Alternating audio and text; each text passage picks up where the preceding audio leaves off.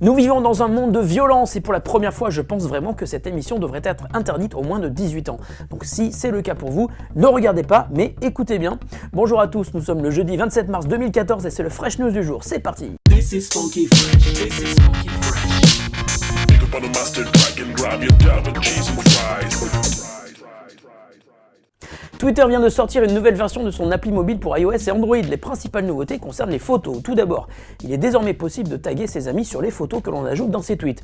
Lorsque vous ajoutez une photo, Twitter vous demande si vous souhaitez identifier la personne présente sur l'image et vous pouvez ainsi y ajouter le compte Twitter de la personne en question. Vous pouvez même taguer jusqu'à 10 personnes sur une même photo.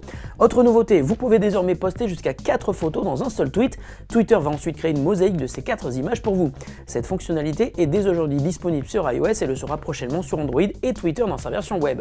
Et si vous connaissez bien Twitter, vous devez sûrement vous dire mais comment ne pas dépasser la limite des 140 caractères à disposition si on ajoute des photos et l'identification des personnes présentes sur ces photos en plus. Eh bien rassurez-vous, pour la première fois Twitter vient de casser la limite des 140 caractères et les photos et le tag des photos ne seront pas décomptés dans le nombre de caractères présents dans vos tweets. Bonne nouvelle.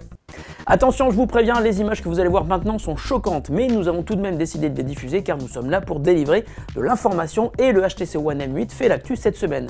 Le nouveau smartphone de HTC vient de subir les tests de 2 sites. Le premier s'appelle TechSmart et il n'y est pas les mains mortes puisqu'il s'agit d'un test de solidité où les bourreaux y sont carrément allés aux clés, au couteau et au marteau pour tester la solidité et la résistance du smartphone. TechSmart veut en effet voir comment le HTC One M8 réagit aux pires accidents de la vie. Résultat, le HTC One M8 se raye facilement à l'arrière, mais à l'inverse, son écran est très résistant et il aura fallu plusieurs coups de marteau pour arriver à le casser.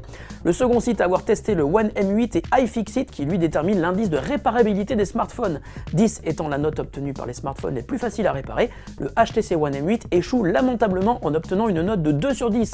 En cause, l'impossibilité de l'ouvrir sans casser la coque, la batterie cachée sous la carte mère et un écran quasiment impossible à enlever. Une petite note positive cependant, la première version du HTC One avait obtenu la note de 1 sur 10, c'est donc un progrès fulgurant si on peut dire.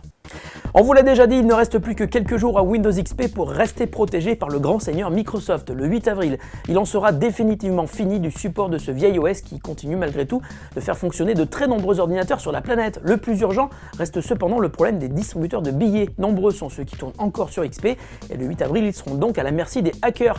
Pour marquer les consciences de ceux qui n'ont toujours pas pris la mesure du danger, l'éditeur d'antivirus Symantec a réalisé une vidéo d'un scénario catastrophe où il explique qu'il est possible de pirater un distributeur bancaire par l'envoi d'un simple SMS. Cela semble incroyable, mais c'est pourtant ce qu'il s'est passé au Mexique. Symantec explique qu'une faille de sécurité appelée Plotus permet donc de pirater un distributeur à condition d'avoir physiquement accès à la machine. Le code malveillant connaîtrait actuellement une forte popularité dans les recherches Google et Symantec explique que les hackers pourraient tenter de propager la technique sur des distributeurs en dehors du Mexique. Alors si le message n'est toujours pas assez clair pour les banques, désolé, mais on vous aura prévenu. Et la question du jour nous vient de Fabien qui a craqué pour un boîtier Leapmotion mais qui s'inquiète du peu de nouveautés dans le store d'applications. Il nous demande ainsi quel avenir pour Leapmotion et je dois vous dire qu'on se pose la même question depuis quelques mois. Leapmotion est un petit boîtier qui remplace votre souris et qui vous permet de contrôler votre ordinateur en faisant des gestes dans l'espace avec vos mains comme ça, exactement comme Tom Cruise dans Minority Report. C'est un petit peu comme Kinect mais 200 fois plus précis. Si la techno est là et marche parfaitement bien, ça c'est sûr, Leapmotion peine à trouver la killer app, autrement dit l'utilisation qui pourrait transformer cette belle innovation en un succès planétaire et cela commence à poser des problèmes. Leapmotion vient d'annoncer ses premiers licenciements. La startup espérait vendre 5 millions d'unités mais seulement 500 000 ont trouvé preneur. Leapmotion travaille donc à fond sur la version 2 de son logiciel et nous promet du nouveau pour très bientôt. On surveillera leur actu avec attention. Fresh News c'est fini pour aujourd'hui, on se retrouve tout à l'heure pour Gamer Express et demain pour le Fresh News du week-end. Salut à tous et bonne journée.